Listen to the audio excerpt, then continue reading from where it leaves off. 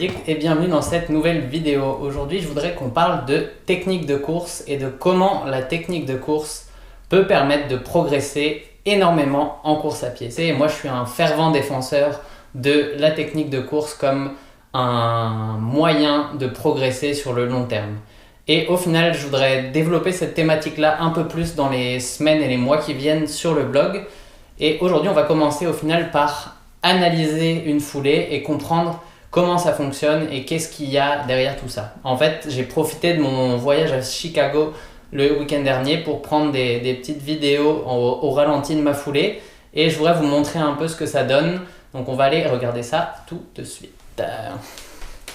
Ok, donc c'est parti avec ma foulée vraiment au ralenti. Vous pouvez voir un peu les effets de l'impact au sol de chaque foulée. C'est vraiment intéressant. Moi, c'est quelque chose qui me passionne de regarder ça. J'adore regarder la foulée des gens dans la rue quand ils courent et voir à quoi ça ressemble. Donc voilà, ça c'est ma foulée prise la semaine dernière. Maintenant, ce que je voudrais faire, c'est qu'on décortique un peu tout ça. Et je vais commencer par vous montrer au final à quoi ressemblait ma foulée en 2007, c'est-à-dire il y a 10 ans. Je suis désolé pour l'image, elle est assez floue, mais je trouve que c'est assez flagrant. Quand on regarde ma foulée, on voit que c'est des longues foulées qui vont pas talonner parce que je suis en pointe et que c'est compliqué, mais on voit quand même que c'est mon talon qui va se poser en premier. Vous voyez, c'est lourd, il y a les bras qui partent dans tous les sens. Bref, il y avait pas mal de travail encore à cette époque-là, mais c'est il y a 10 ans et j'ai travaillé depuis et j'ai amélioré ça. Et je vais essayer de vous montrer un peu plus tout ça.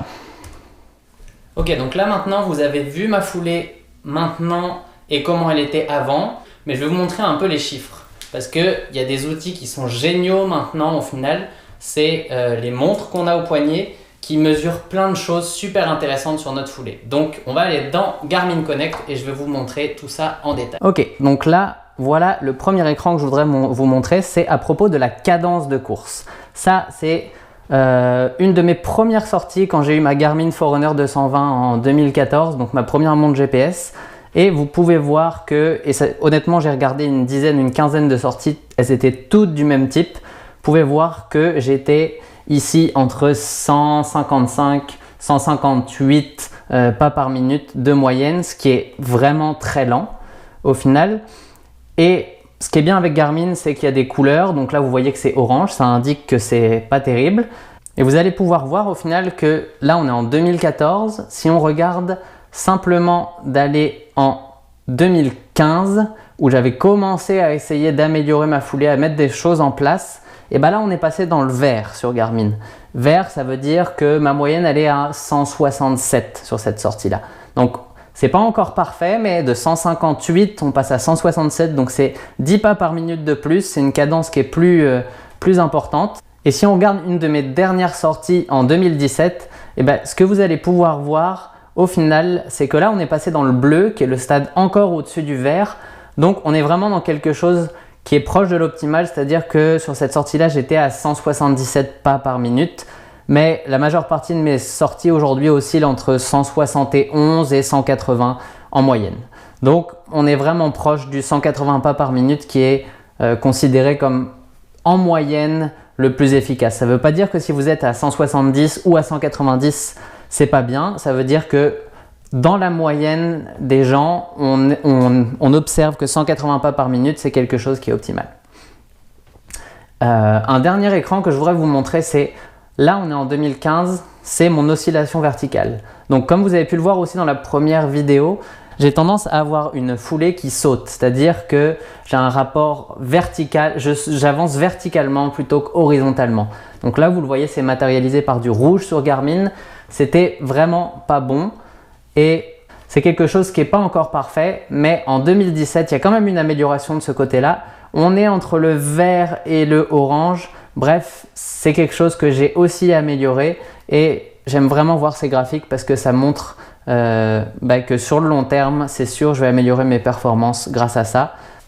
Ok, donc on a vu les chiffres, je pense que c'est assez flagrant, il n'y a pas grand chose à dire dessus. Je suis passé de 158 pas par minute en 2014 à 175 et plus aujourd'hui sur pas mal de mes sorties. Je vois vraiment la différence en efficacité, en économie. Je reviens d'une sortie longue ce matin de 25 km au final. à 175 pas par minute, et ben je sais que demain je vais pas avoir de courbature parce que je force pas musculairement. Je profite du rebond de mon pied pour avancer.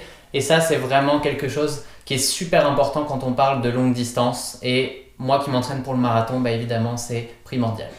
Ok, donc on retourne sur ma vidéo de Chicago. Et au final, ce qu'on voit et qui moi m'intéresse, c'est qu'au final, au moment de la pose du pied, eh ben, on est vraiment sur quelque chose qui est court et où c'est le pied, la cheville qui travaille plus que les genoux et les muscles du haut du corps. On voit qu'il n'y a pas un écrasement au sol, on voit que le pied et la cheville font un gros travail pour envoyer vers l'avant. Et clairement, si je vous passe les images de ce monsieur, on voit vraiment la différence avec une grosse attaque talon, une chaussure qui a un gros talon en plus, donc il va compenser tout, mais on voit que le pied travaille beaucoup moins, ça s'écrase beaucoup plus et toute l'énergie qui est amenée dans la foulée repart au sol et n'est pas transmise pour avancer plus vite. Et là, clairement, c'est sûr que ce monsieur, il pourrait progresser énormément si on travaillait un peu sa foulée parce que toute l'énergie que vous voyez, il perd là au talon, il pourrait l'utiliser pour avancer, pour aller plus vite vers... Au final, je ne vais pas vous apporter aujourd'hui des conseils pratiques sur comment améliorer votre foulée. J'ai déjà écrit quelques articles sur le blog à ce sujet-là, je vais vous les mettre dans la description de la vidéo. Mais c'est un sujet que je voudrais développer dans les prochaines semaines et les prochains mois. Donc restez connectés, abonnez-vous aux vidéos et au blog. Et c'est sûr qu'on va en reparler et puis je vais vous aider à essayer de comprendre encore un peu plus ça et à améliorer votre foulée pour progresser en course à pied. J'espère que cette vidéo vous a plu. Si vous l'avez aimé, eh bien mettez un j'aime, abonnez-vous à la chaîne, partagez-la éventuellement à vos amis si ça peut les intéresser. Et moi je vous dis à bientôt dans une prochaine vidéo. Salut les addicts!